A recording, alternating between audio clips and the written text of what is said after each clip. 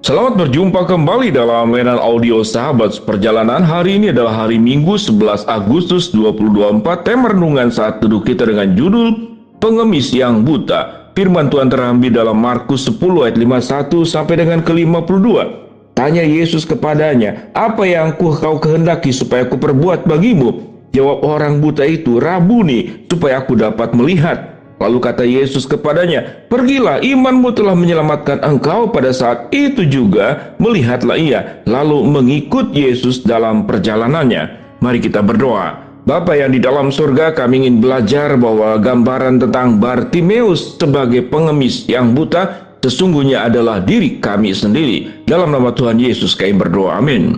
Shalom sahabat perjalanan yang dikasihi Tuhan. Sewaktu kita membaca kisah tentang Yesus menyembuhkan seorang pengemis buta yang bernama Bartimeus, maka sewaktu kita melihat sosok Bartimeus itu adalah Bartimeus itu sendiri, maka akan berbeda tatkala Bartimeus itu adalah dirimu sendiri. Atau kita ganti dalam peristiwa itu, Bartimeus itu adalah dirimu sendiri. Siapa namamu? Maka engkau sebutkan, "Saya adalah pendeta Wendy Pratama." Ada seorang bernama Wendy Pratama. Dia seorang pengemis buta. Lalu kita menghayati bagian daripada kisah tersebut. Maka akan berbeda sewaktu kita membaca bagian daripada Yesus menyembuhkan Bartimeus, dan sesungguhnya itu adalah Yesus menyembuhkan dirimu dan diriku. Sahabat perjalanan, bagaimana kita bisa menghayati? Kita berada di dalam posisi seperti Bartimeus, sudah sebagai pengemis dan juga buta. Maka ini menjadi ada sebuah pertanyaan, apa yang menyebabkan dia menjadi pengemis? Jangan-jangan karena dia buta. Karena dia buta. Alkitab tidak mencatat Bartimeus buta disebabkan oleh apa, tapi karena kebutaannya itulah membuat dia itu menjadi pengemis. Maka tatkala buta, ada dua harapan yang diharapkan oleh Bartimeus. Yang satu, karena dia mengemis, dia ingin mendapatkan katakanlah dukungan, bantuan dari orang-orang yang memberikan belas kasihan dalam bentuk uang atau memberikan makanan. Yang kedua adalah supaya dia bisa melihat. Sehingga di dalam pikiran Bartimeus sepanjang hidupnya sampai bertemu dengan Yesus, dan Yesus menjamah dan menyembuhkannya, hanya dua. Dia bisa menyambung hidup dan dia berharap bisa melihat dengan matanya. Sahabat perjalanan, bagaimana kita bisa merasakan kondisi Bartimeus? Maka ada caranya, yaitu coba kita menutup mata sambil kita berkegiatan sepanjang 1 minggu. Jangan membuka mata. Kita bisa merasakan bagaimana rasanya menjadi seorang tunanetra.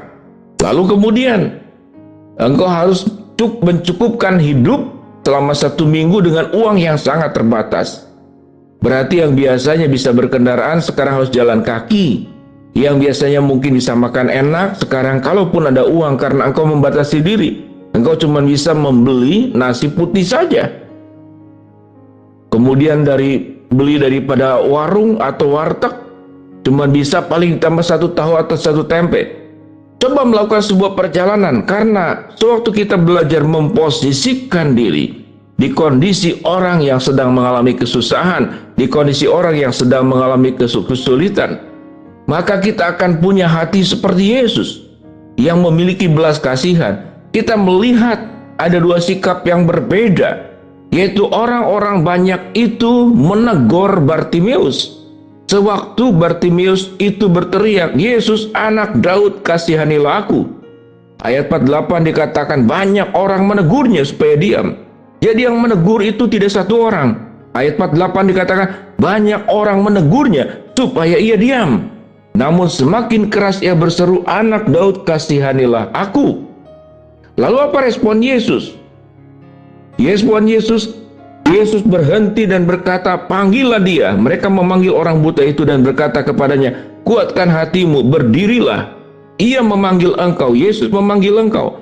Lalu ia menanggalkan jubahnya, ia segera berdiri dan pergi mendapatkan Yesus. Menanggalkan jubah adalah satu bentuk daripada ketidaklayakan. Dia menemui Yesus. Dan Yesus bertanya, "Apa yang kau kehendaki supaya aku perbuat bagimu?" Jawab orang buta itu, "Rabuni, supaya aku dapat melihat." Lalu kata Yesus kepadanya, "Pergilah, imanmu telah menyelamatkan engkau." Dan pada saat itu juga melihatlah ia. Lalu ia mengikuti Yesus dalam perjalanannya. Sahabat perjalanan, Yang pertama kita belajar adalah menghayati bagaimana orang yang sedang mengalami kesusahan.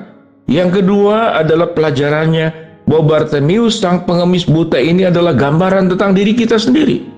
Sesungguhnya kehidupan kita semuanya berdasarkan belas kasihan dari Allah.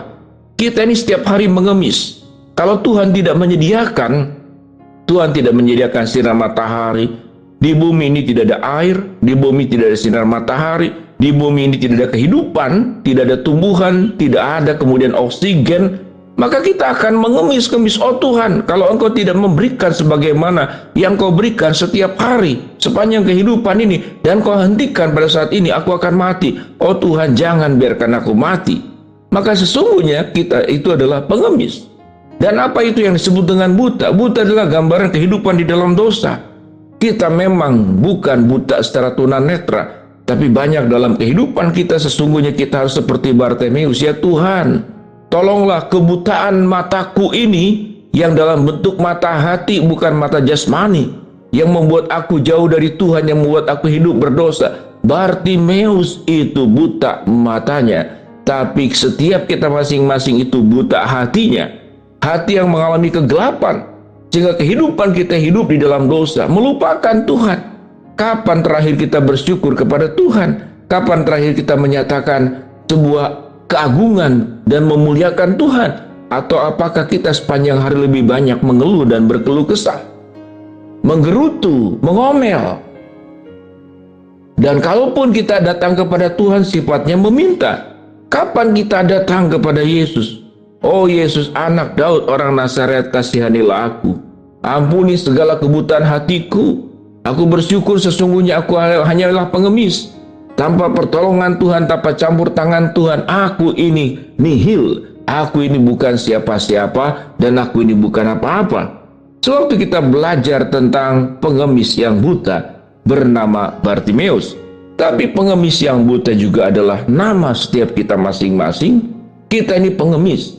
Kalau bukan didasarkan oleh anugerah kebaikan Tuhan, kita tidak bisa mengalami kehidupan. Dan kita juga adalah pribadi-pribadi yang buta. Bartimeus buta mata, tapi kita buta hati.